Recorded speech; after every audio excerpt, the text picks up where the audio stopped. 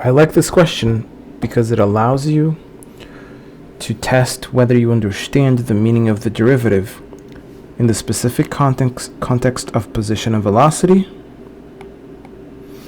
as well as in the graph of a function.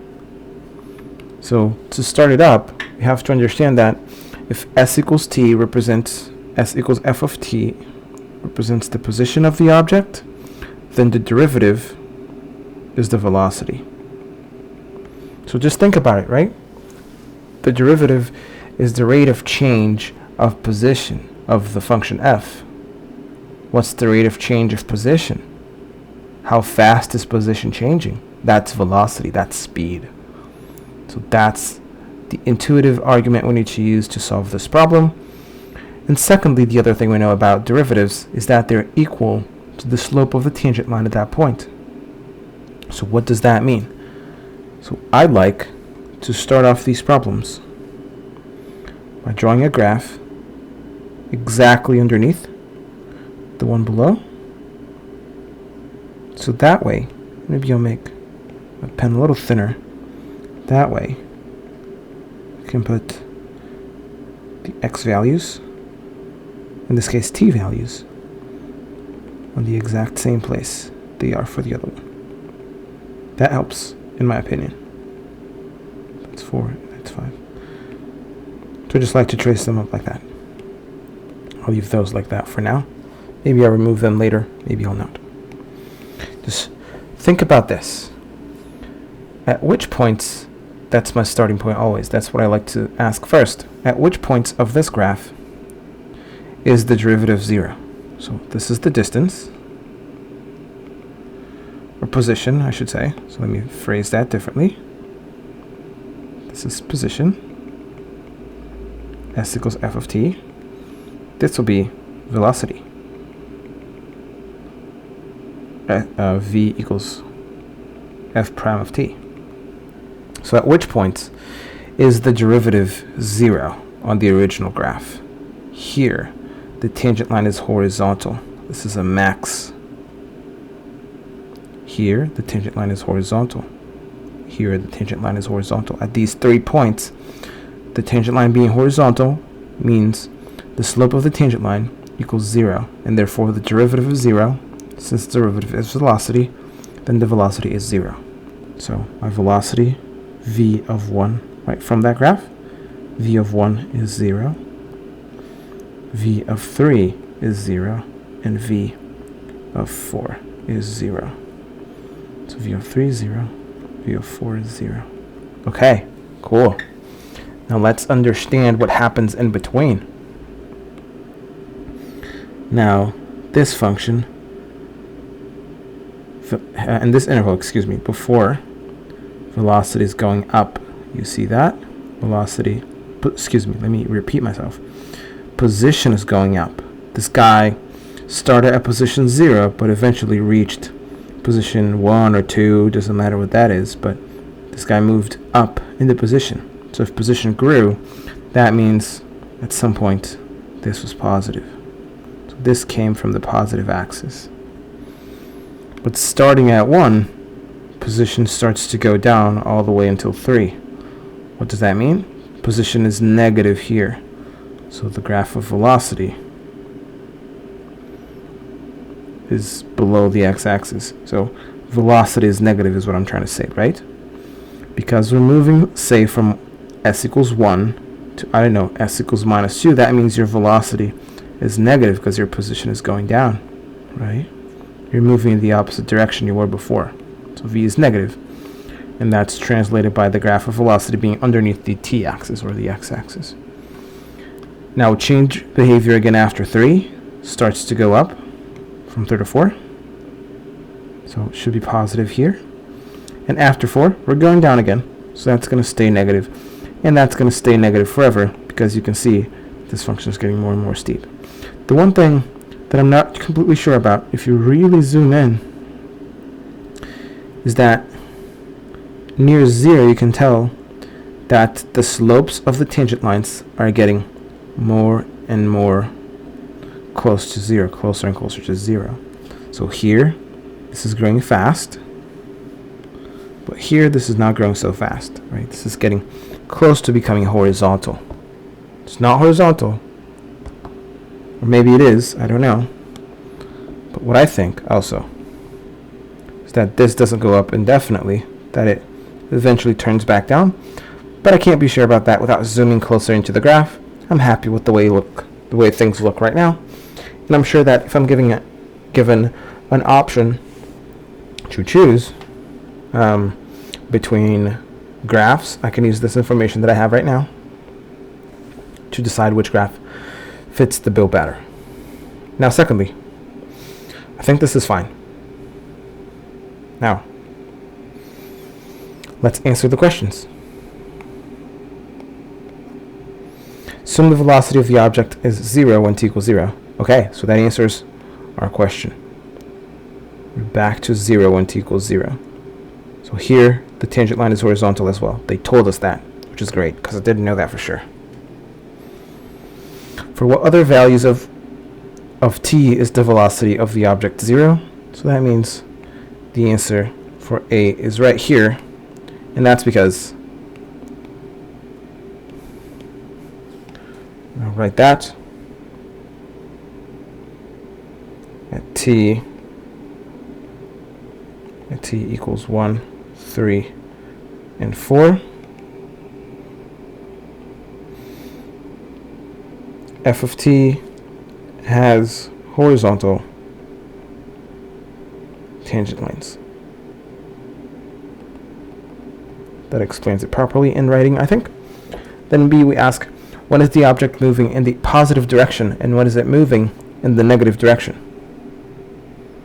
So from the graph, I can already tell, here it's moving up, here it's moving up. So then the answer for B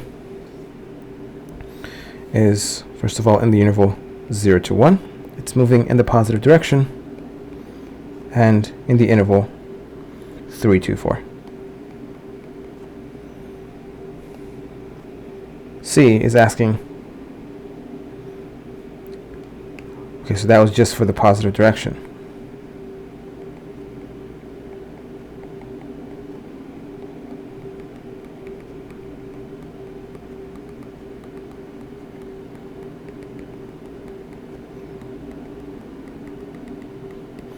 If I change colors maybe for a red, you can see that here it goes down, and here it goes down. So that means from 1 to 3, and from 4 onwards is when the object is moving in the negative direction.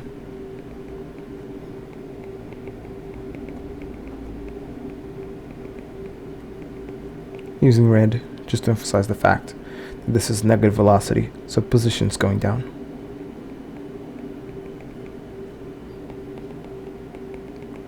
So that's why from 1, 2, 3 we have negative velocity, so the graph of velocity is underneath the t-axis, the x-axis. That's why after 4 the same happens. So C now is asking for the graph. We got that here. And then D, on what intervals is the speed increasing? And that's a slightly more difficult question. So speed is increasing in those intervals right here. It's going up in this interval, and then it's going up in this interval. So you just got to decide and understand what that means for this particular graph. So let me erase those circles I made before, and then I'll start arguing with you what we need to look like. So speed, which is velocity, or the absolute value of velocity, is the absolute value of velocity. So if an object is speeding up in the negative direction, speed is going up. If we're going to the right, let's say we're in an oriented real line. This is the positive direction. This is the negative direction. If you're in a car that's going this way, and the velocity is becoming bigger and bigger, then you're speeding up. your speed is also getting bigger. But if your car is going that way, your velocity is negative because you're going in the negative direction. But if you're speeding up, your velocity is getting smaller. It's getting more negative. It's going, let's say, from a -1 miles per hour, I don't know, to -10 miles per hour. That's a very slow car, but you get what I mean. Your velocity is decreasing because -10 is a smaller number than -1. But your speed is getting bigger because speed is going from 1 to 10, the absolute value. So with that preface in mind, we need to see when velocity is getting either more positive or more negative away from 0. So in this interval, speed is increasing, and we got to understand what this interval is. Note, this is the highest tangent line we have at this point. At this point, tangent line is as high as it is. So here, it's still positive, but it's less positive than it is here. So here in this middle interval, use that green, this first interval from 0 to 1/2 is one interval where the speed goes up, but then starting here, the car starts to slow down until it reaches 0. So I'm basically saying that this point is 1/2 to 0.5. So the car starts to go back down. Once velocity reaches 0 at 1, it starts to go down again, speeds up in the negative direction, and it becomes very, very negative in here. This is as steep as its tangent line becomes, because here, for example, it's already less steep than it was before. Okay, this tangent line is closer to being horizontal than this one, so that means this one is bigger. So this is the highest this could get. So I'll erase this, and that means in this interval after the 0 until this point, the car is speeding up. So this too is the point where the car is going as fast as it could get. So that means the second interval is between 1 and 2. I'm going to repeat that argument. Now we got to see, right? Slopes become more and more horizontal until we get to 0 here. After 0, it starts to go up again. See, after 0, it's going up again. Well, in fact, how did I look at it? Did I look at it?